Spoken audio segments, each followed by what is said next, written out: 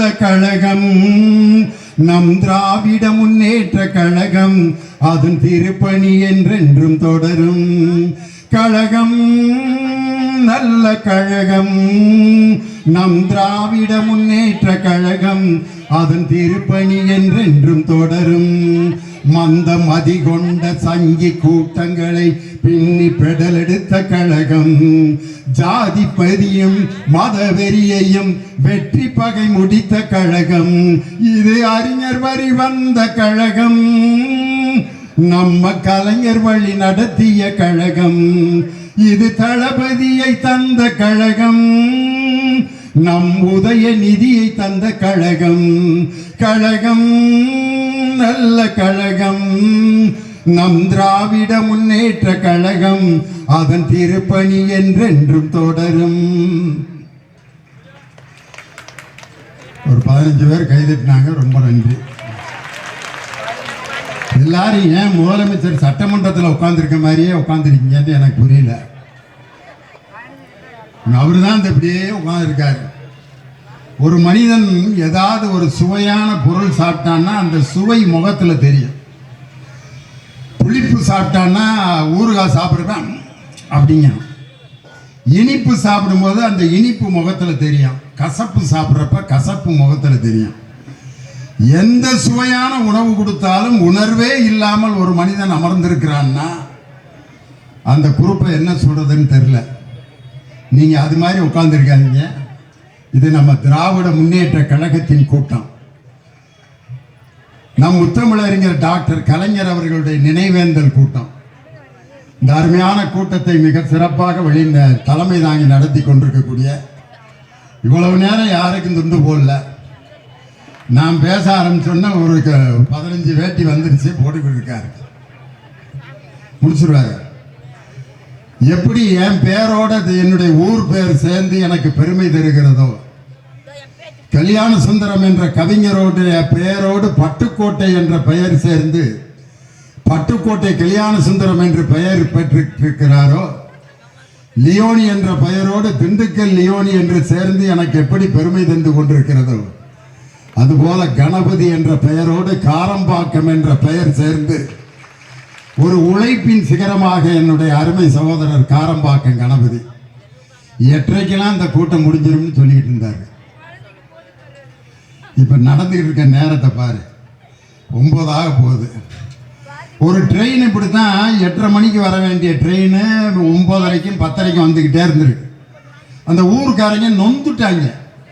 என்னடா ஒரு நாளைக்காவது 8:30க்கு வந்துருமான்னு பார்க்குறான் அப்படின்னு பார்த்தா ஒரு நாள் கரெக்டா 8:30க்கு வந்துருச்சு. ஆஹா, சூப்பர் டிரைவர்ரா அப்படின்னு எல்லாம் மாலையை தூக்கிட்டு அந்த டிரைவருக்கு போடுறதுக்கு சால்வா மாலையெல்லாம் போட்டாங்க. டிரைவர் சொன்னார், பொறுங்க பொறுங்க பொறுங்க, ஏயா இது நேற்று 8:30க்கு வர வேண்டிய ட்ரெயினுங்க. நான் 8:30க்கு வந்தோன்னே நீங்க வாட்டுக்கு மாலையை போட்டு என்னை அசிங்கப்படுத்துறாதீங்கன்ட்டு. இன்னைக்கு ஒருத்தர் முதலமைச்சர் ஒரு குரூப் உட்கார்ந்து இருக்குன்னா இந்த இப்படி மாலை போட்டு தான் உட்கார வச்சிருக்கு. இந்த அருமையான என் சகோதரர் காரப்பாக்கம் கணபதி எளிமையினுடைய அடையாளம், உழைப்பின் சிகரம். அதே மாதிரி இந்த நிகழ்ச்சிக்கு வருகை தந்து பெருமைப்படுத்தி கொண்டிருக்கக்கூடிய அரும்பை தம்பி பிரபாகர் ராஜா, தாயகம் கவி, நம்ம பாலவாக்கம் நம்ம வீரமணி, நம்ம அயப்பாக்கம் வீரமணி, பாலவாக்கம் மனோகரன், எல்லாருக்கும் என்னுடைய வணக்கத்தை சொல்லி, நாங்கள் மிகவும் நேசிக்கின்ற கவிஞர் வாலியின் மீது பற்றும் பாசம் வைத்திருக்கக்கூடிய எங்கள் அன்பு கவிஞர், மிக சிறப்பாக இந்த நிகழ்ச்சியில பேசிய கவிஞர் காசிமுத்து மாணிக்கம். ஒடிசின்னு இப்போ ஒரு படம் வந்திருக்கு. அந்த படம் என்ன அப்படின்றத பார்த்தவங்களுக்கு தெரியும். போர் புரிந்து விட்டு திரும்ப வீட்டுக்கு வரக்கூடிய ஒரு மாவீரன் வர்றப்போ ஒரு ஒத்தக்கண் மாயாவி கிட்ட சிக்கி வேதனைப்பட்டு அதுல இருந்து தப்பிச்சிருவான். மனிதர்களை விலங்குகளாக மாற்றுகின்ற மந்திரவாதி கிட்ட தப்பிச்சு மீடேறி வந்துடுவான். நிறைவாக அவன் தாயகத்திற்கு வீரனாக வந்து சேர்ந்த ஒடிசியை போல் பலவிதமான இடையூறுகளில் எல்லாம் மாட்டி இன்று தாய் வீடு திரும்பி இருக்கிற என் அன்பு தம்பி பெஞ்சமின் அவர்கள், அவர் இன்னைக்கு திமுகவில் கலந்துகிட்டது பிற்பாடு முதல் கூட்டம் இந்த கூட்டம். அது லியோனிக்கு அப்படி ஒரு ராசி இருக்கு. நம்ம தங்க தமிழ்ச்செல்வன் அதிமுகலேருந்து திமுகவுக்கு வந்து கலந்துகிட்ட முதல் கூட்டம் என் தலைமையில் தான் நடந்துச்சு. அண்ணன் ஓபிஎஸ் அவர்கள் அதிமுகலேருந்து திமுகவுக்கு வந்தோன்னா என் கூட உட்காந்து தான் முதல் திமுக கூட்டத்தில் பங்கேற்றார். அதனால என் தம்பி பெஞ்சமின் அவர்கள் நான் கலந்துக்கிற அந்த கூட்டத்தில் முதல் கூட்டமாக திமுக வேட்டி கட்டி இங்கே உட்கார்ந்துருக்கார். ஏன் அவர் இன்னைக்கு நான் சொல்றேன்னா, நான் வாத்தியாராக இருக்கப்ப எனக்கு கல்வி அமைச்சராக இருந்தவர். நான் வாத்தியாராக இருக்கேன், அப்போ வந்து எனக்கு கல்வி அமைச்சர். திண்டுக்கல்ல ஒரு கல்வி அமைச்சருடைய கூட்டத்துக்கு நான் ஓரத்தில் அப்படி உட்காந்து வரவேற்புரையாவது நம்மளை கூப்பிடுவாங்களான்னு பார்த்தா, அது எப்படி அவர் இருந்த கட்சியில் என்னை கூப்பிடுவான வரவேற்புரையாற்ற. தூரத்தில் நின்று ஒரு கல்வி அமைச்சரை நான் வேடிக்கை பார்த்தேன். அதே மாதிரி நான் சார்ந்திருக்கக்கூடிய பாடநூல் கழகம் என்ற பெயரை பாடநூல் மற்றும் கல்வியியல் பணிகள் கழகம் என்று மாற்றியது அவர் கல்வி அமைச்சராக இருந்த காலத்தில் தான். அதனால இப்படி பல சாதனைகளை புரிந்த பெஞ்சமின், அதாவது கையில் பிடித்தால் நம்மை கையை விட்டு விலகி ஓடுவது வெராமீன், மனிதனுக்கு சக்தியை தருவது சுறாமீன். இன்று நம் கழகத்திற்கு கிடைத்திருப்பது பெஞ்சமின். அதனால தான் அவர் வந்திருக்கிறது எனக்கு ரொம்ப சந்தோஷம். இன்னைக்கு நம்ம அண்ணா அமைப்பு செயலாளர் RS பாரதி அண்ணன், அவர் கலைஞரோட எப்படி இருந்தாருங்கிறதுக்கு தலைவரே மேடையில் அந்த சம்பவத்தை சொன்னார். அவரும் தலைவர் கலைஞரும் ட்ரெயினில் போவாங்களாம். கருணாநிதி அடுத்து பாரதி அப்படின்னு பேர். அதில் கருணாநிதி எம் அப்படின்னு வயசு போட்டிருப்பாங்க மேல், பாரதின்னு போட்டு எம்னு போடாமல் மறந்துட்டு எஃப்னு போட்டு வயசை போட்டாங்க.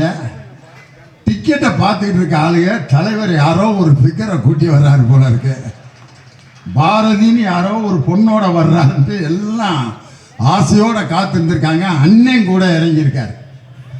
நான் இதை எதுக்காக சொல்றேன்னா, நம்ம தலைவர் கூட எவ்வளவு நெருக்கமாக இருந்த ஒரு அருமையான எங்கள் அருமை அண்ணன் அமைப்பு செயலாளராக நமக்கு கிடைத்திருப்பது ஒரு மாபெரும் பெருமை.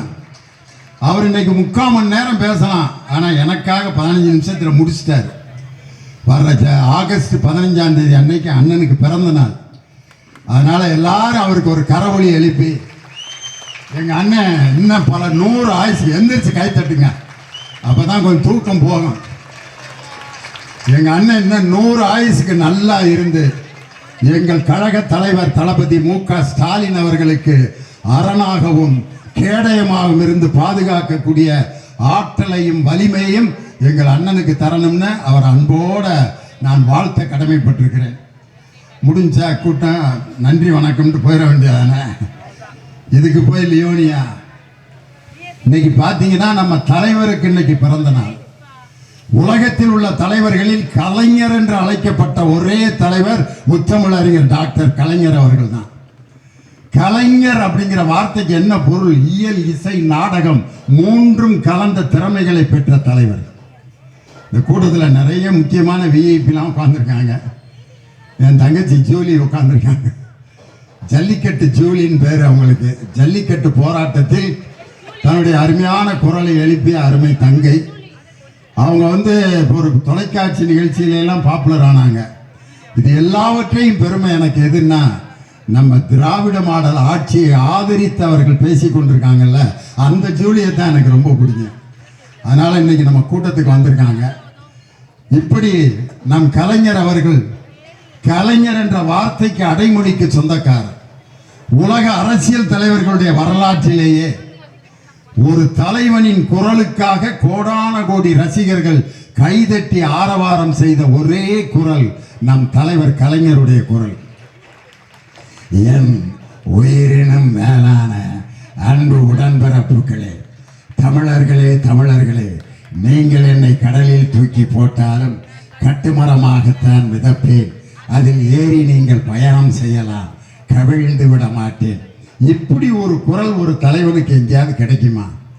நம்ம தலைவர் மாதிரி தன் வாழ்க்கை வரலாறை இத்தனை தொகுதிகளாக நெஞ்சுக்கு நீதி என்று எழுதிய ஒரே தலைவன் நம் முத்தமிழறிஞர் டாக்டர் கலைஞர். இன்னைக்கு பார்த்தீங்கன்னா நம்ம தலைவர் இன்னைக்கு வர்ற ஆகஸ்ட் 15ஆம் தேதி இப்ப இருக்க முதலமைச்சர் கொடியேற்ற போறார், சுதந்திர தின கொடி. நம் கலைஞர் அவர்கள் பெயரால் நாணயம் வெளியிடப்பட்ட போது பாதுகாப்புத்துறை அமைச்சர் ராஜ்நாத் சிங் இங்க வந்திருந்தார், கலைவாணர் அரங்கத்தில் கூட்டம். அப்ப அவர் பேசிய அந்த பேச்சு என்ன தெரியுமா? I was the chief minister of one state in India. Really I am grateful to Dr. கலைஞர் அப்படின்ட்டு எதுக்கு சொன்னார்னா, ஒவ்வொரு முறையும் நாங்கள் சுதந்திர தினத்தன்று கொடியேற்றும் பொழுது டாக்டர் கலைஞருக்குத்தான் அனைத்து முதலமைச்சர்களும் நன்றி சொல்லிக் கொண்டே கொடியேற்றுகிறோம். மாண்புமிகு ஜோசப் விஜய் அவர்களே, நாளை மறுநாள் நீங்கள் சுதந்திர தின கொடி ஏற்றும் பொழுது என் தானை தலைவன் டாக்டர் கலைஞருக்கு நன்றி சொல்லிக் கொண்டேதான் நீங்கள் கொடியேற்ற வேண்டும். வெங்கையா நாயுடு அவர்கள் துணை ஜனாதிபதியாக இருந்தப்ப நம்ம ஓமந்தூரார் அந்த மருத்துவமனைக்கு பக்கத்தில் இருக்கக்கூடிய சிலையை திறந்து வைக்க வந்திருந்தார். அப்ப அவர் சொன்ன 3 வார்த்தைகள், Kalaignar is not only a leader, he is an organizer, he is an agitator, he is an orator. Organiser, agitator, orator, இந்த 3க்கும் பெருமை சேர்ப்பவர் கலைஞர்னு அன்னைக்கு துணை ஜனாதிபதியாக இருந்த வெங்கையா நாயுடு சொன்னார். இன்னைக்கு இந்த நிகழ்ச்சியில நடுநாயகமாக அமர்ந்திருக்கக்கூடிய எங்கள் அருமை அண்ணன் மா சுப்பிரமணியன். மா என்றாலே பெருசு என்று பொருள், மன்னன் என்றால் அரசன். மாமன்னன்னா என்ன அர்த்தம்? பெரிய அரசன் என்று பொருள். அதே மாதிரி பேரரசன் அப்படின்னு பொருள். அதே மாதிரி பெருங்கூட்டம்னா உண்மையிலே பெருங்கூட்டம். மாபெரும் கூட்டம்னா என்ன அர்த்தம்னா மிகப்பெரிய கூட்டம்னு அர்த்தம். தனது சாதனைகள் அனைத்தையுமே பெரிய பெரிய சாதனைகளாக படைத்து காட்டிய ஒரு சுகாதாரத்துறை அமைச்சர் இருக்கிறார் என்றால் அது என்னுடைய அருமை அண்ணன் மா சுப்பிரமணியன் தான். அவர் பாருங்க, வருகின்ற அடுத்த வருஷம் ஏதென்ஸ் நகரத்தில் மாரத்தான் நடத்த போறாருன்னா இப்படி ஒரு சாதனையை எங்க அண்ணனை தவிர வேற யாராலையும் படைக்க முடியாது. ஏதென்ஸ் நகரம்ங்கிறது சாக்ரட்டிஸ் பிறந்து வளர்ந்த நகரம். சாக்ரட்டிஸ்னா யாருன்னே தெரியாதவங்களுக்கு என் தலைவருடைய வசனம் தாயா சாக்ரட்டிஸ்னா யாருன்னு கத்து கொடுத்துச்சு. சிவாஜி கணேசன் பேசுவார், ஏதென்ஸ் நகரத்தின் எழில்மிக்க வாலிபர்களே, ஓடி வாருங்கள், ஓடி வாருங்கள், வீரம் விலை போகாது, விவேகம் துணைக்கு வராவிட்டால் சீட்டிய வாளில் தினவெடுத்த தோள்களிலே தூக்கிய ஈட்டி மட்டும் போதாது வீரர்களே, இதோ நான் தரும் அறிவாயுதத்தை ஏந்திக் கொள்ளுங்கள். அறிவாயுதம், அறிவாயுதம் சாக்ரட்டிஸ் தருகிறேன். அப்போ ஒருத்தன் சொல்லுவான், சாக்ரட்டிஸ் என்ன குற்றம் செய்தார்? அவர் இளைஞர்களை கெடுக்கிறார். அதுக்கு என் தலைவன் வசனம் எழுதியிருப்பாரு, நான் என்ன பருவ விருந்தளிக்கும் பாவையா, இல்லை வாலிபருக்கு வலை வீசும் விளை மாதா, ஒரு கிழவன் எப்படியப்பா இளைஞர்களை கெடுக்க முடியும்னு அன்னைக்கே என் தலைவன் எழுதினாரியா வசனம். அப்படிப்பட்ட தலைவர். அந்த தலைவர் நெஞ்சுக்கு நீதியில ஒரு சம்பவம் எழுதியிருப்பாரு. திமுகவை தொட்டு பார்ப்பவர்களுக்கு என்ன கதி ஏற்படும் ஒரு சம்பவம் எழுதியிருப்பார். அண்ணனுக்கு தெரியும். அவர் சின்ன குழந்தையா இருந்தப்ப நிறைய சுருட்ட முடி, சின்ன பிள்ளையில நிறைய யாருக்கு சுருட்ட முடி இருக்கோ அவங்க சீக்கிரம் வளர்த்தி ஆயிடுறாங்க. அதுக்கு நான் ஒரு எடுத்துக்காட்டு. தலைவருக்கு நிறைய சுருட்ட முடி. முடி எடுக்கணும்னா பக்கத்தில் இருக்கிற ஒரு குலதெய்வம் கோயிலில் வேண்டியிருக்காங்க. முடி எடுக்கணும்னு சொல்ற நாள் அன்னைக்கு மழை வந்துருச்சு. அதுக்கு சொல்றதுக்கு தான் ஒரு குரூப் இருப்பாங்கல்ல சோசியக்காரங்க, இன்னைக்கு எடுக்க வேண்டிய முடியை இன்னைக்கே எடுத்து ஆகணும், இல்லாட்டி பெரிய உயிருக்கு ஆபத்துன்ட்டான். நம்பிட்டாங்க. உடனே கோயிலுக்கு போகாம மழை நேரத்தில் வீட்டிலேயே வச்சு அவர் முடியை எடுத்து அந்த முடியை பத்திரமா வச்சு நீங்க இன்னொரு நாள் போறப்போ கோயிலில் காணிக்க செலுத்திடுங்க அப்படின்ட்டு ஒரு பித்தளை குடத்துக்குள்ள தலைவருடைய முடியை வச்சு மூடி வச்சிருக்காங்க. அன்னைக்குன்னு திருடன் வந்திருக்கான் தலைவர் வீட்டுக்கு. வந்து என்னென்னத்தையோ திருடன்னு ஐடியா பண்ணி பார்த்துருக்கான். பித்தளை குடம். அவன் பார்த்தோன்னா, ஆஹா பெரிய புதையல்ல வச்சிருப்பாங்கடா, நாணயம்லாம் வச்சிருப்பாங்கன்னு சொல்லி அந்த குடத்தை எடுத்துக்கிட்டு ராத்திரி ஒரு இடத்துல போய் ஓப்பன் பண்ணி பார்த்துருக்கான். என்ன இருந்திருக்கான்? அண்ணன் சுத்த தமிழ்ல சொல்லிட்டாரு, எங்கள் திராவிட முன்னேற்ற கழகத்தை தொட்டு திருட வேண்டும் என்று நினைப்பவர்களுக்கு முடிவில் அவர்கள் கையில் கிடைப்பது வெறும் முடி மட்டும்தான். ஏன்னா அதை சொன்னா அதை ட்ரெண்ட் ஆக்கி விட்டுறாங்க. காரணம் என்னன்னா, என் தம்பி உதயநிதி ஸ்டாலின் அவர் வாட்டுக்கு செவனேன்னு இருந்தார். அவரை போய் கைது செய்து ஓலக்கூர் காவல் நிலையத்திலே மதிய உணவு அருந்தி கொண்டிருக்கிறார். இன்னைக்கு நாள் முழுவதும் அவர் தான் ட்ரெண்டிங்ல தலைப்பு செய்தி. என்னடா நம்ம என்னமோ ஒன்று நினைச்சான், வேற மாதிரி ஆயிடுச்சு அப்படின்னு சொல்லி இன்னைக்கு அவர் தஞ்சாவூருக்கு கூட போகாமல் மீண்டும் பல லட்சக்கணக்கான மக்களுக்கு மத்தியில் தான் ஒரு திராவிட தலைவன் என்பதை நிரூபித்து காட்டிய என் அன்பு தம்பி உதயநிதி ஸ்டாலின். இன்னைக்கு பார்த்தீங்கன்னா என் தலைவருடைய பிறந்த நாள் நினைவு நாள் விழா. இன்னைக்கு இந்த நாட்டில் என்ன நடந்துகிட்டு இருக்கு, சட்டமன்றத்தை பற்றி எங்கள் அண்ணன் பாரதி அண்ணன் சொன்னாங்க. சட்டமன்றத்தில் சட்டமன்றமாயா நடக்குது, 13 ஜோக்கரா இருந்தா எப்படின்னே ரம்மி விளையாடுறது. உதயநிதி தான் சொன்னார், 13 ஜோக்கரா இருந்தால் எப்படா ஜெயிக்கிறது. அதை விட நான் ஒரு உதாரணம் சொல்றேன். ஒரு கச்சேரினா பாடகர் இருக்கணும், மிருதங்கம் இருக்கணும், கஞ்சிரா இருக்கணும், கொன்னக்கோள் சதி சொல்றவன் இருக்கணும், வயலின் இருக்கணும். இது எல்லாம் சேர்ந்து தான் கச்சேரி. கலியுகவரதன் கண் கண்ட தெய்வமாய் காட்சிகளேப்பது பழனியிலே மிருதங்கம் தீம் தகிட்ட ஜொனுதா தாங்க ஜொனுதா அப்படின்னு கொன்னக்கோள் சதி. கடம் அடிப்பான். வயலின் இப்படி நடந்தா தான் கச்சேரி. எல்லா பேருமே ஜால்ரா வச்சுக்கிட்டு கலியுக சைஞ்சக் சைஞ்சக் சைஞ்சக்னு அடிச்சா கச்சேரியில கல்ல கொண்டு எறிவானா எரிய மாட்டானா? அம்புட்டும் ஜால்ரா வாங்குறாங்க பாருங்க. பல்பு டெய்லி முதலமைச்சரே 5000 வாட்ஸ் பல்பு வாங்கினாரு முதல் கூட்டத்தில். பட்டு வேஷ்டி மாப்பிள்ள மாதிரி அழகா இருந்தார் அன்னைக்கு. என்னைக்குமே முகத்தில் எந்த ரியாக்ஷனுமே இல்லாத நம்ம மாண்புமிகு முதலமைச்சர் அன்னைக்கு ஒரு நாள் சிரிச்சார். அந்த சிரிக்க வச்சது கூட எங்க அண்ணன் எம்ஆர்கே பன்னீர்செல்வம் தான். அவங்க என்னென்னமோ பேசி தலைவரை சிரிக்க வைக்கலாம்னு நினைச்சாங்க. ஒவ்வொரு மந்திரி எந்திரிச்சு ஆகாகா ஓகாகா வானமே வையமே பூமிய தரைய அப்படின்னாங்க. என்னென்னமோ விட்ட போடுறோம், ஒன்றும் வேலையாக மாட்டேங்குது. அன்னைக்கு வாங்கினார் பாருங்க ஒரு பல்பு. வறட்சி நிவாரணம் விவசாயிகளுக்கு தரவில்லை, விவசாயிகளுடைய கடன் முழுமையாக அடைக்கப்படவில்லை, காவிரி தண்ணீர் இன்னும் திறக்கப்படவில்லை. எனவே டெல்டா மாவட்டத்தினுடைய விவசாயிகள் காய்ந்து கொண்டிருக்கிறார்கள் நம்ம எதிர்க்கட்சி தலைவர் கம்பீரமா முழங்குறார். நம்ம மாண்புமிகு முதல்வர் எந்திரிச்சாங்க. மாண்புமிகு சி ஜோசப் விஜய் பட்டு வேஷ்டியோட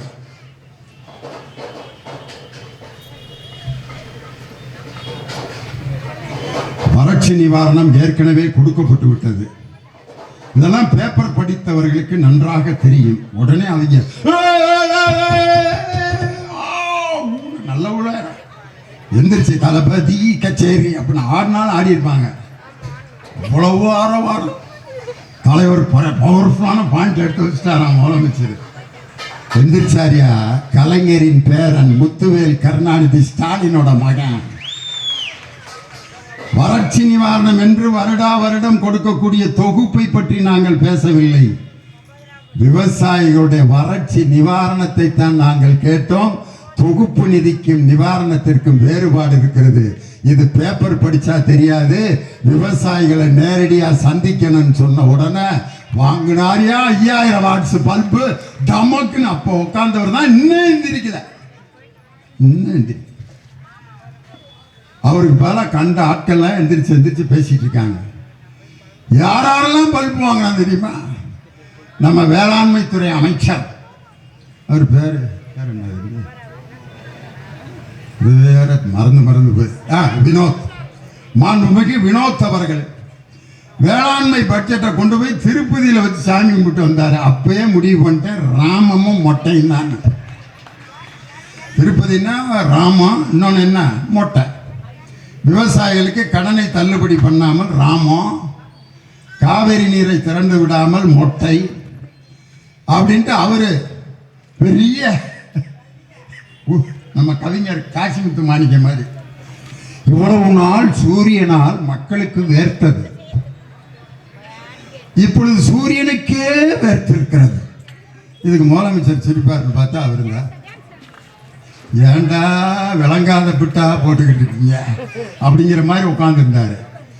எங்க அண்ணன் சிங்கம் ஓ பன்னீர்செல்வம் எந்திரிச்சாரியா, 1000 ராக்கெட்டுகள் விட்டாலும் சூரியனை யாரும் நெருங்க முடியாது, அந்த சூரியனை யாரும் தொட முடியாதுன்னு யார் சொன்னா? எங்க அண்ணன் ஓபிஎஸ் எந்திரிச்சு சொன்னார். அவரு கொடுத்தாரு பாருங்க ஒரு பல்பு, மாண்புமிகு அண்ணன் செங்கோட்டையனுக்கு. நீங்கள் யாருடைய படத்தை இப்பொழுது பாக்கெட்டில் வைத்திருக்கிறீர்கள்? யாரு? எங்க ஐயா செங்கோட்டையன். பெரிய கண்டுபிடிப்பு. நான் பாருங்க புரட்சி தலைவி அம்மா அவர்களுடைய படத்தை பாக்கெட்டில் வச்சிருக்கேன். அதுக்கும் ஓபிஎஸ் கொடுத்தாரு 2000 வாட்ஸ் பல்பு. நான் எந்த கட்சியில் இருக்கிறேனோ அந்த கட்சிக்கு விசுவாசமாக தலைவருடைய படத்தை வச்சிருக்கேன்.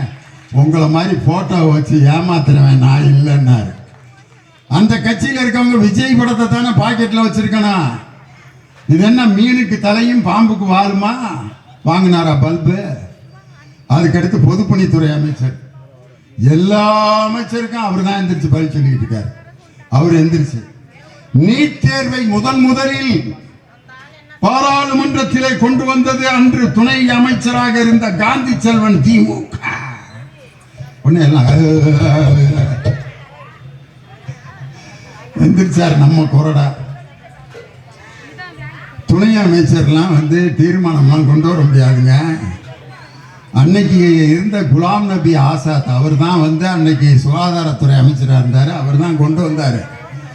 கொண்டு வந்த நீட் தேர்வை எங்க மாநிலத்துக்கு நாங்க வைக்க மாட்டோம்னு சொல்லி மற்ற மாநிலங்கள் எல்லாம் நீட் தேர்வை நடத்திய போது அதை மறுத்து நீட் தேர்வை நடத்தாமல் தடுத்த தலைவன் முத்தமிழறிஞர் டாக்டர் கலைஞர்னாரா?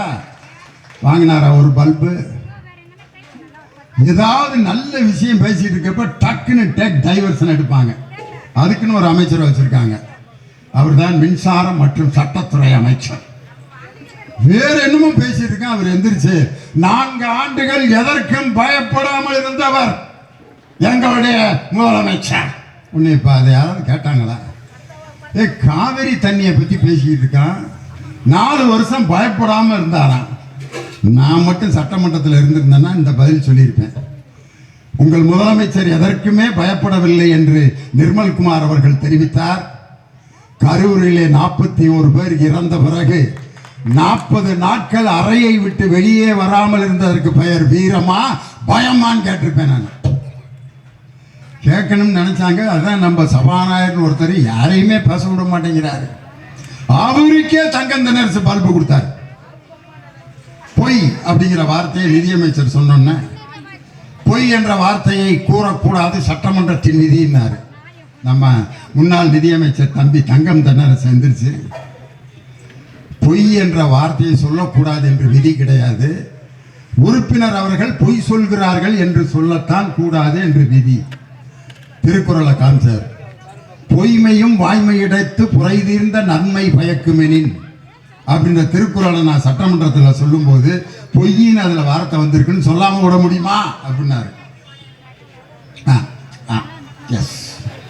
பல்பு ஃபைனல் பல்பு தெரியுமா? 3 மாதங்களில் 15,000 கோடி கஜானாவில் கொண்டு வந்து சேர்த்தோம். யாரு? மாண்புமிகு நிதியமைச்சர் மரிய வில்சன். தங்கம் தென்னரசு எந்திரிச்சு அந்த 15,000 கோடி என்னென்ன இதில் வந்துச்சுன்னு லிஸ்ட் கொடுத்தீங்கன்னா நாங்கள் நோட் பண்ணிக்கிறோம்னாரு. இட் இஸ் இம்பர்கபிள் அண்ட் அன்சகிக்கபிள் ஃபார் அஸ். எக்ஸ்பெக்டட் என்ன எக்ஸ்பெக்டட் தெரியல. எதிர்பார்த்தோம் வந்துகிட்டு இருக்குன்னு தேவையாங்கிறேன் நான். நேரம் நம் தலைவர் முதலமைச்சராக முத்துவேல் கருணாநிதி ஸ்டாலின் அவர்கள் இருந்திருந்தால் எங்கள் சகோதரிகளுக்கு 8000 ரூபாய் கூப்பன் கிடைச்சிருக்கான். 3 பொருள்களை நேரம் வீட்டில் வாங்கி நீங்க சேர்த்திருப்பீங்க. ஆனா இன்னைக்கு எல்லாத்துக்கும் அல்வா. அண்ணன் சீர் ஒவ்வொரு அதை எப்படி பேசினாரு மேடையில பிரச்சாரத்தை. நாங்கள் ஆட்சிக்கு வந்த அடுத்த நொடியே கன்னியாகுமரியிலிருந்து சென்னை வரைக்கும் அனைத்து பெண்களும் பேருந்திலே இலவச பயணம் செய்யலாம். 5 கிலோ அல்வா மாவே இல்லாம கிண்டி நம்ம சகோதரிகள் கொடுத்து அதையெல்லாம் ஏற்கனவே என் தலைமையும் கொடுத்த அந்த திட்டத்தில் தாயா மகளிர் விடியல் பயணம் என்ற விடியல் பயணம் இன்னைக்கு நடந்துட்டு இருக்கு. அதுலேயும் விடியல் என்ற வார்த்தையை எடுத்திருக்காங்க. விடியல் என்றால் என்ன அர்த்தம்? இருளை நீக்குகின்ற வெளிச்சம். இருண்ட ஆட்சிக்கு விடியல் என்றால் பிடிக்காது. அதனாலதான் விடியல் என்ற வார்த்தையை நீக்கி இருக்கிறார். பேரை மாற்றுவது ஏன்? தலைவர் கலைஞருடைய பெயரை எடுத்துவிட்டு கலைஞர் இல்லம் என்ற திட்டத்தை என்னமோ ஒரு இல்லம்னு மாற்றி வச்சிருக்காங்க. என் தலைவருடைய பெயரை நீக்குவதற்கு யாருக்கும் உரிமை இல்லை. இன்னைக்கு காவல்துறை அதிகாரிகள் எவ்வளவோ நின்றுட்டு இருக்காங்க.